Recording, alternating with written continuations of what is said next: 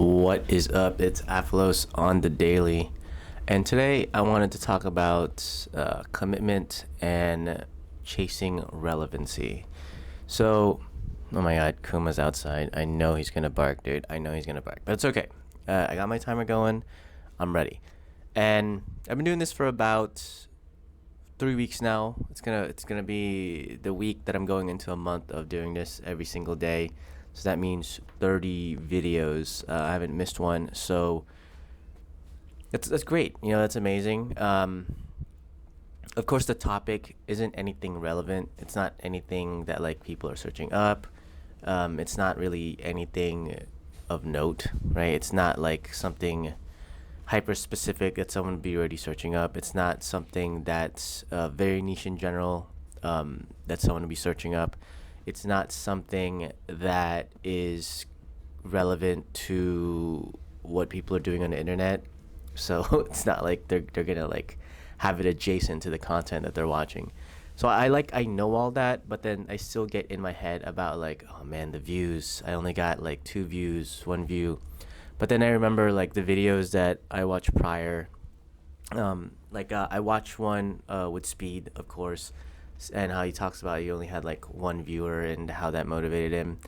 And you don't really think about the impact of seeing those numbers. And I still tend to try to just push these out and not really care. But of course, as a person that's like been watching people that have been watching YouTube, been watching shows and watching all these things, of course I'm gonna care somewhat about how good am I doing in what I'm posting. But then after I like because I like to like let myself feel those emotions, no matter what. Even I like logically I still know like, okay, I'm doing this for a singular purpose. I'm not doing this, or I was doing this to like gain money, but then now I'm more so doing this to try and get comfortable, right?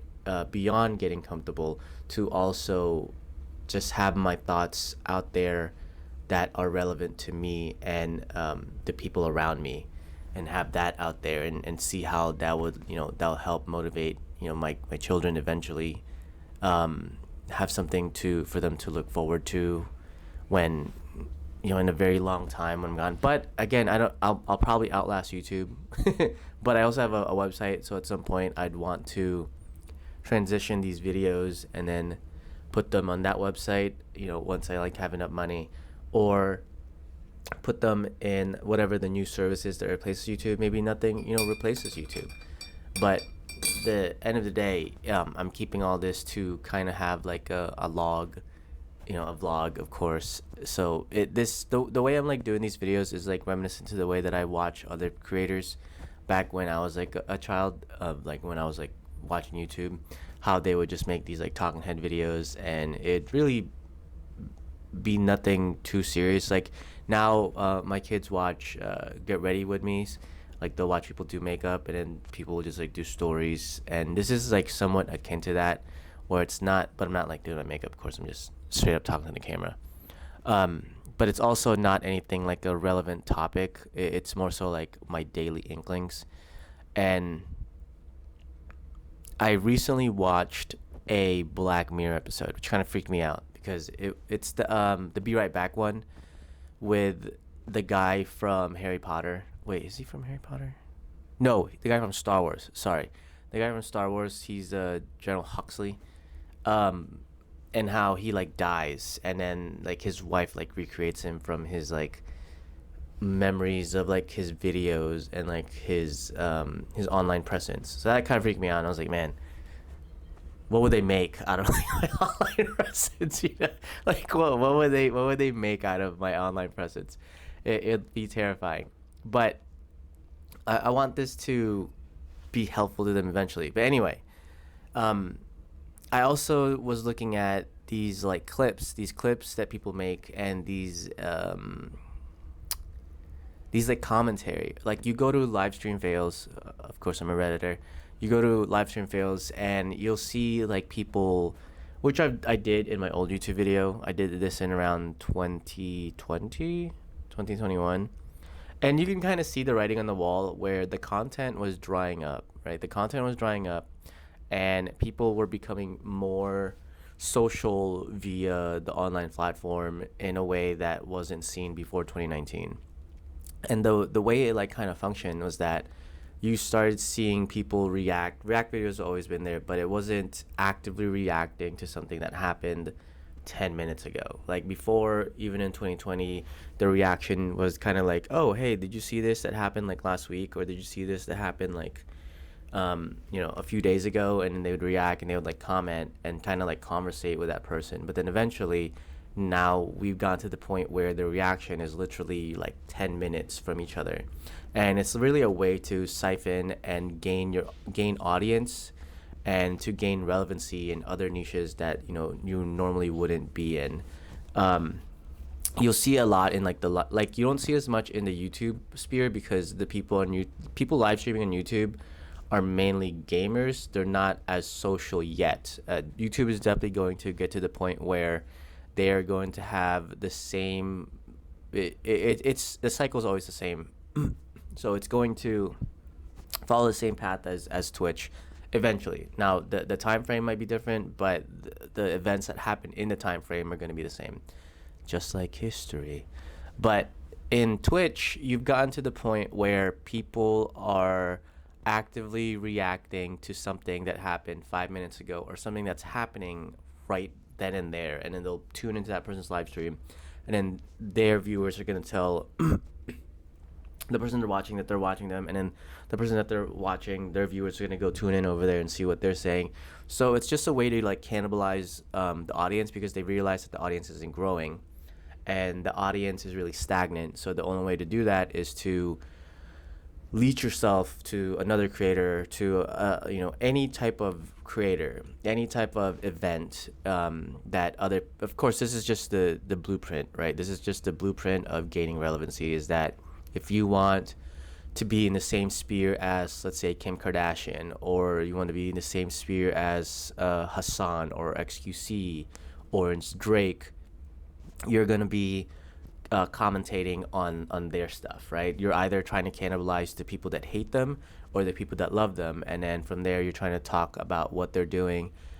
You saw this happen or get kind of taken into a separate context in the Kendrick and Drake beef, where that's always happened. It goes as far back as 50 Cent and Kanye West, Jay-Z and Nas, Biggie and Tupac. You always saw this, West Coast versus East Coast, where people are trying to accumulate all these desperate fan bases. I think I said that word wrong, but I mean in a way that they're fan bases on the same big topic, rap or streaming, but they're broken down into, I think it's disparate. Anyway, they're broken down to different niches, diasporas, right? And they're trying to aggregate them into a singular event that will help each one of those people kind of get bigger. And I understand how that works. I understand like that if I wanted to get big, that I should like go on a topic. Like right now, I would go on a topic on the fact that the Epstein files are being ran through, in the House, got almost a unanimous vote, even though they've been dicking around this for the past 8 years. And from there, it got another unanimous vote in the Senate, and it's now going to be on the president's desk. And the expectation is that it's either going to be heavily redacted, or it's going to be taken out of context, or it's going to be stalled by the DOJ due to a pending investigation on the Democratic side that President Trump requested Bondi to do like 5 days ago, right before the lady in the House got approved, before the people in the Senate let them know that they're going to flip. So anyway, I could go on that topic and make that like a separate video and be the only video, and then that's something that's heavily searchable, and it would definitely gain me more views and favor. But it's such an odd thing, because once you're kind of locked in, like, people are going to be expecting you to talk about politics forever. People are going to expect you to talk about Drake and Kendrick Lamar and the beef forever, and depending on what side you pick and the people that eventually view your stuff, it could go very wrong, and it could impact you, not only mentally but your channel as well. So I definitely try to like protect myself from things like that, just because like it doesn't really matter to me. Two, yes, it could help me make money, but the type of money that I'd be making it's not the type of money that I'd want to keep. And three, at the end of the day, what you're putting out there is what you're trying to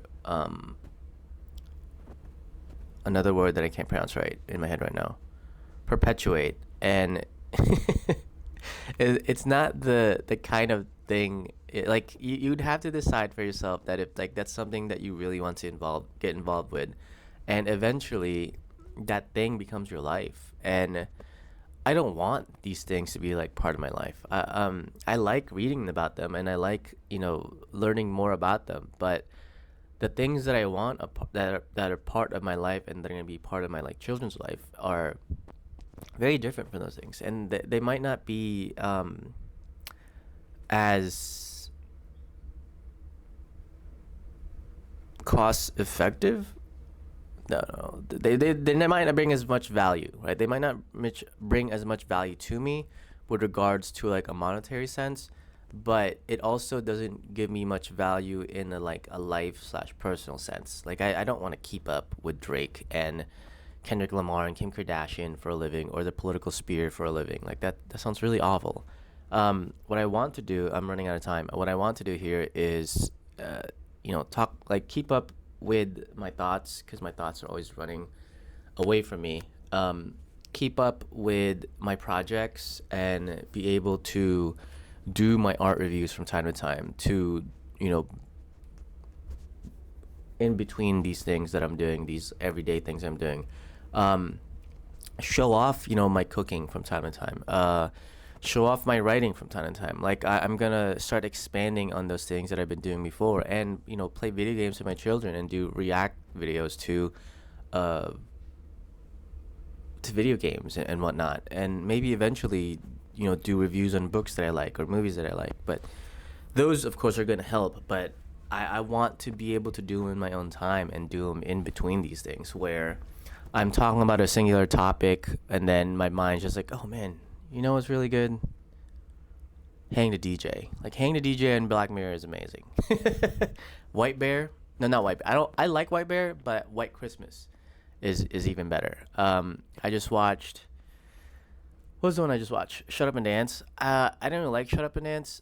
It was pretty good. It's like one of the highest rated ones, but it had a lot of violence, and that one didn't really have a happy ending. And I mean, all the people that were doing bad shit definitely didn't deserve a happy ending, but I feel like the people that they were victimizing should have gotten a happy ending that didn't revolve in us feeling good about it because the people that perpetrated it got killed or put in jail.